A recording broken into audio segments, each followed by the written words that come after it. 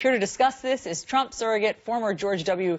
Bush political director and chairman of the American Conservative Union, Matt Schlapp, and CNN political commentator, former national press secretary for Bernie 2016, and Hillary Clinton supporter, Symone Sanders. Guys, great to see you this morning. Good to be with you. Symone, let me start with you. Let's zero in on, because that one is instructive, because it has two different dates for us to look at. So look at this. Donald Trump's honest and trustworthy numbers have gone up since October and since September. He is now at 51%.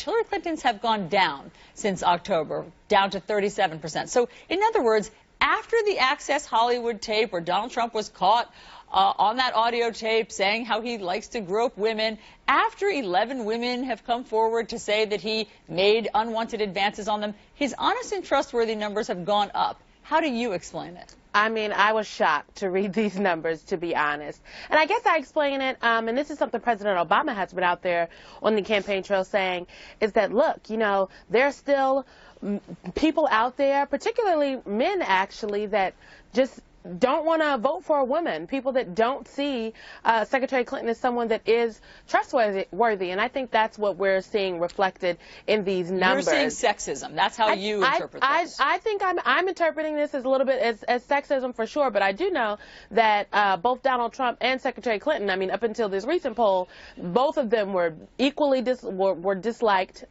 I think Donald Trump a little bit more. And especially when we talk about honesty and trustworthiness, neither one of them were necessarily beacons of honesty or trustworthiness for the American people and when it comes to polls. Well, that's an important point, right? I mean, you're dealing with, again, this proposition of who's less bad. Matt, how do you see it in the context of every time any journalism agency does a measurement of who lies more, your guy wins? You know, some of the ratios have it like 7 out of 10 times he'll say something that's materially false. And yet, he's doing better than Hillary Clinton. Why? I think Allison's question about how is it possible, in light of the Billy Bush tape and the allegations, that his numbers are better than Hillary's, it kind of brings the whole point of this parallel universe. There's a whole big part of the electorate that is actually focusing on all the WikiLeaks and the fact that the FBI has opened up or has made clear that there's a second investigation, 2 investigations going on Hillary Clinton. Now, we cannot cover those things, but they're having an effect, and that's what these polls What's show. the second which is, investigation? It's the drip. What's the second one? You have the one on the you have the question on the emails, and now you have this investigation on the Clinton Foundation, and it's this drip, drip, drip that's coming out, which you can't deny.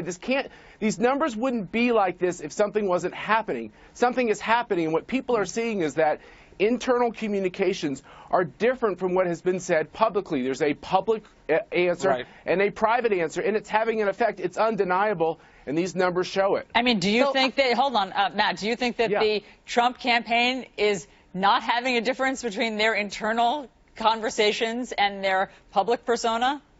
Well, I mean, they're not under FBI investigation. Well, hold on a second. They're not. I mean, we've heard that the FBI is looking into things at the Trump Foundation, as well as if there were any links between Trump and Russia. I mean, these are not things, obviously, that Comey has confirmed, but these are things that there are leaks about. But, Allison, here's the problem, which is the FBI can be investigating any of us, and a lot of times we might not even know if they're investigating us. So it's fair to say the FBI could almost be doing anything. But they have confirmed 2 investigations, and it's having an effect on her numbers. She didn't start off in a strong place on honesty and trustworthiness. And what we're seeing in the course of the last week or 2 with all these things that have come out, you know, this is very damaging to her. Now, in the end, I will tell you, in the end, I don't think this race will turn on honesty and trustworthiness, but I do think it puts her in a very, very precarious position. It's why her numbers have slipped so much. When I looked at the Real Clear Politics this morning on the way into the show, there was a 1 in front of it. Yesterday, when I looked at it, there was a 2 in front of it. There's no question the race is getting tighter. And yet, in the poll of polls for the past 3 months, Matt and Symone, Hillary Clinton has always been ahead. So I think you're right, Matt, that it will not turn on who is most honest and trustworthy, because that blue line is Hillary Clinton. These are through different controversies on both sides. The red line is Donald Trump, and Symone, she has always been ahead. So how do you think voters are going to reconcile the fact that they may not consider her the most honest and trustworthy?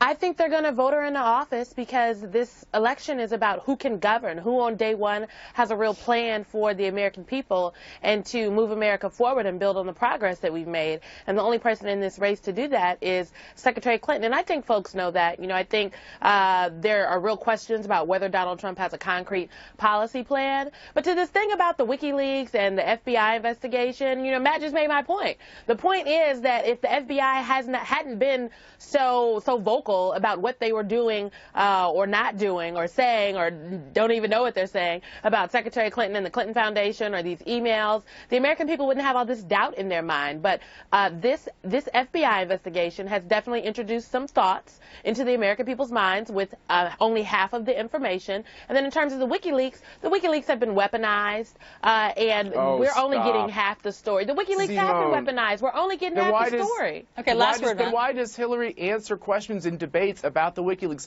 We have to stop saying all these things are untrue because not a single email has been proven to be untrue. I didn't say they were untrue. I said the WikiLeaks were weaponized. Those are two different things. Right, but I'm not denying the authenticity of the WikiLeaks. Simone, we're seeing why you guys are having a hard time when it comes to trust and excitement.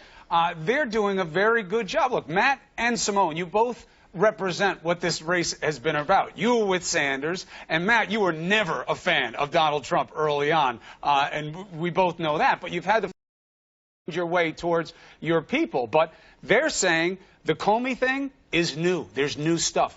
That's effective. They're saying WikiLeaks, nobody questions the impact, when really they're talking about authenticity. This spin has made a difference. We're seeing it in the polls. All right, we have to leave it there, guys.